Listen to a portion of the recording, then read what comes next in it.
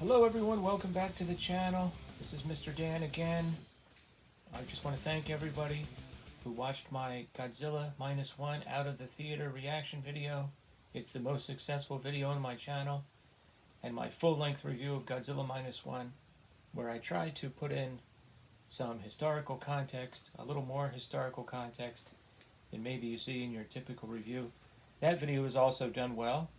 And in between those two, I reviewed one of the films on this Sunny Chiba collection, and that video has done fairly well for me, so I appreciate all the extra traffic lately. On the channel. So what I'd like to do today is talk about the Legendary Pictures Godzilla films.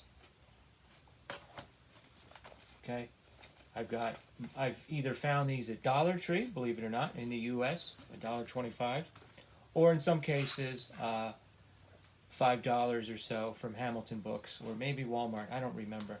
So I have some on Blu-ray, I have a few of these more than once. I actually don't have a lot of Godzilla on physical media. I've got a few copies of Mothra. Mothra seems to be readily available on different compilations. Now I've got the old school King Kong versus Godzilla that my YouTube friend, that I won in a contest from my YouTube friend Alucard.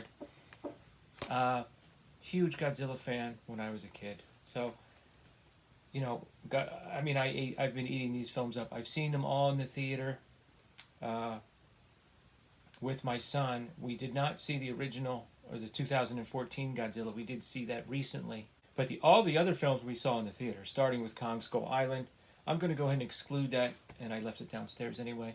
But I'm going to exclude that from the conversation today just to speed things up. And I just want to talk about my thoughts on the Legendary films, since Godzilla Minus One is doing so well, since I personally gave it such a positive review, since the time in the theater has been extended and people in places like Canada and Mexico are now having the opportunity to see it, which I think is great.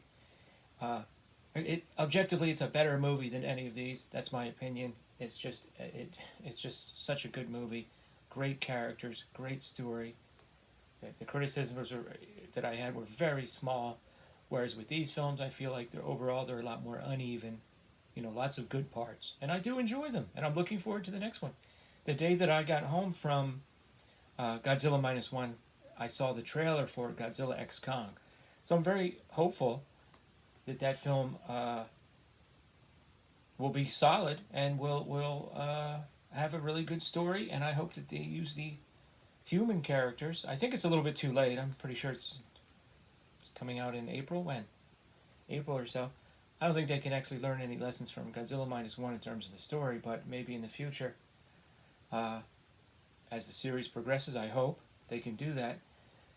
And I also want to talk about, you know, because it's never my intention to really overly criticize a film.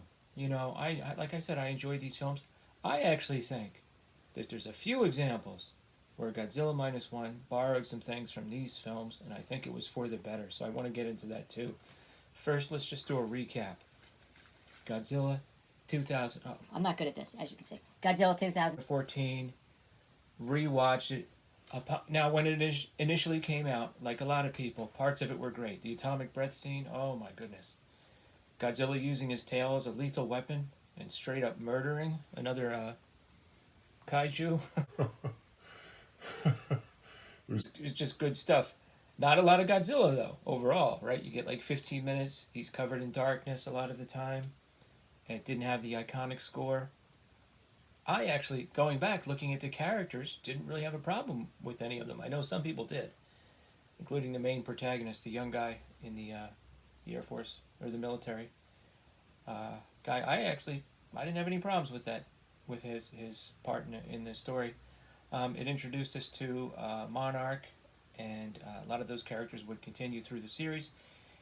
As the series goes on, some of them just get killed and then just replaced by somebody else. So there's this sort of, which is, people die in these kind of movies, but there's this lack of sort of continuity a lot of times, I think, that plagues the series, and a lot of the military people are there just to essentially bark orders now and then. But objectively, I think it's a very good film, and I actually think it's the best film objectively. Okay, and at the end, I want to talk about special effects. I'm going to rank them according to special effects. The next we had Godzilla King of the Monsters. Now the expectations for me were through the roof. Are you kidding me? To bring back one of my favorite childhood villains, King Ghidorah. You know, I kind of wish I didn't buy the figure before I saw the movie. I kind of figured out, hey, I think one of his heads is going to get ripped off or bitten off, and you know they do spoil things with the toys. But one of my favorites there. So when they brought a lot of these characters back, Mothra, Rodan, Mechagodzilla, King Ghidorah, you know, I had my expectations from my youth of how they would use them and what they would look like, and sometimes I was a little disappointed here and there, or in some cases ecstatic, like Rodan, for example. The whole concept, the way that he was depicted, I thought was just good, really good, great stuff. But, you know, that's probably an unfair criticism. So, upon rewatching all these films recently, I've been able to sort of reevaluate them. Godzilla King of the Monsters, pretty good story. I think this idea that there's some humans that want to almost help these titans restore the natural order of the universe, of the planet, and then here comes this sort of X factor, Monster Zero / King Ghidorah, or Ghidra, whichever. It's a good idea. I don't know that it ultimately panned out. I just saw it a little while ago, and I'm having a hard time remembering what exactly happened to the Charles Dance character, the villain in the story. A lot of the dialogue, some of the dialogue, okay, a lot of the dialogue was kind of cringy. They started a trend in this one, I think, and continued it with Godzilla vs Kong, where they wanted everything to be, a lot of the characters to be funny and cutesy and quirky as a counterbalance to the monster action, the kaiju action. And some of it was okay, but some of it was really cringy, and it's the kind of thing when you rewatch it, it doesn't get any better. It does not get any better. Godzilla, you know, it's just, oh my gosh. But there were some good characters. Dr. Serizawa, you know, there's a great scene where he has to basically jumpstart Godzilla, and if you haven't seen it, I won't spoil it, but it kind of is almost like a callback to the original film. That was a good scene. So yeah, it was pretty good. It just and I did like the introduction of the Titans, the other kaiju, Rodan, Mothra, and then some new concepts. I thought that was great. One of the things that they didn't do in Godzilla versus Kong, what they just kind of seem to have forgotten about them. I know that there was a lot of other plot details going on there, and you of course had Mechagodzilla appear at the end of that film. But I would have liked to have seen at least a glimpse of what the other Titans were doing, and I hope we do see them in Godzilla x Kong. Overall, there's just something about Godzilla King of the Monsters. The parts are much better than the whole thing, and I almost can't really even put my finger on it. I still enjoy it quite a bit. Okay. Godzilla versus Kong. This one I did watch on a Blu-ray. So I did pick up a Blu-ray of Godzilla King of the Monsters, but I did watch, when I rewatched it, it was on DVD, so that may affect my sort of rankings on the special effects, which I'll get to in a minute. But real quick, Godzilla versus Kong. Obviously, everyone knows what happens. We get to see Kong. We get to see sort of the underworld. I don't know if inner Earth that Kong lives in. That was very cool. A lot of that was very cool. Some new little creatures. Kong's whole story was pretty cool. They kind of went from Kong Skull Island to this film, and I think there should have been some more backstory for Kong filled in. A lot of people were making videos. How's he going to get so big? Well, in the beginning of the film, he's just big. I would have liked to learn more about that. Also, he went from a terrestrial organism that eats like octopi that attack him, to now he's one of these atomic powered creatures. And I'm just wondering how that happened, and they seem to have just gotten away from explaining that to us. And also, along with that, one of the things that made Godzilla 2014 so effective was the feeling of dread. And that's something it had in common with Godzilla Minus One. You had this real feeling of dread, especially when the Mutos or Godzilla would emit these EMP pulses, which would knock out the electronics, and you had planes flying out of the sky.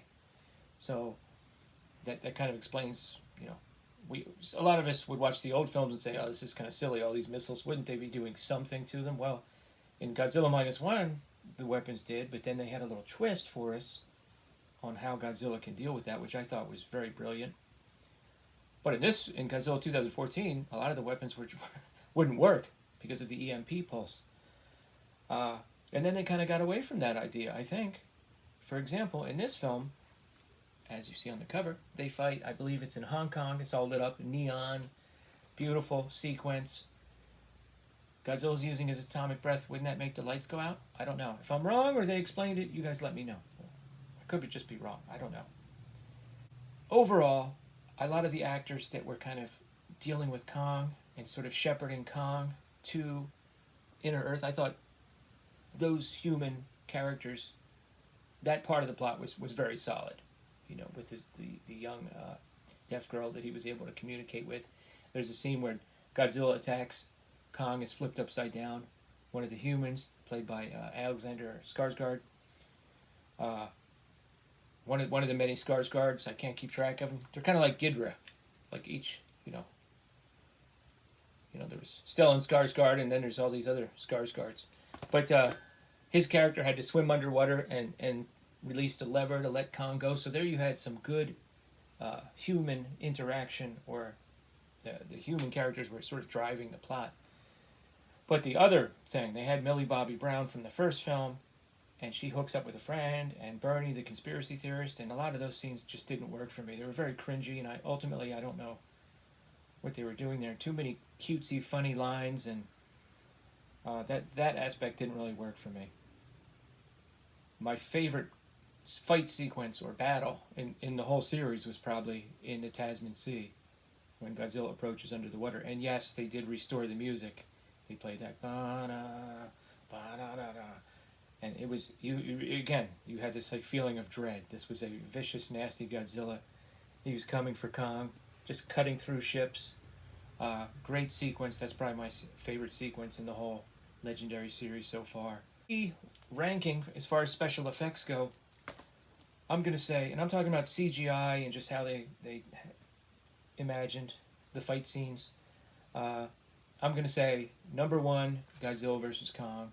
Number 2, actually, 2014, even though you don't see him that much. And number 3, Godzilla King of the Monsters.